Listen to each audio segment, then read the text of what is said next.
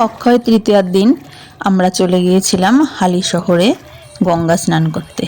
তবে রামপ্রসাদ ঘাটে নয়, এবারে গিয়েছিলাম সিদ্ধেশ্বরী ঘাটে। এই ঘাটে একটু লোকজন কম ছিল। এখানে সিদ্ধেশ্বরী কালী মায়ের মন্দির ছিল এবং শিব ঠাকুরের মন্দির ও একটি তুলসী মঞ্চ ছিল।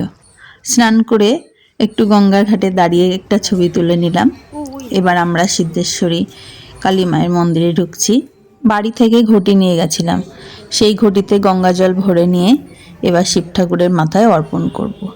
ওপরে শিব ঠাকুরের মাথার উপরে একটি ঘটি বাঁধা আছে, সেই ঘটিতেই জলদান করলাম।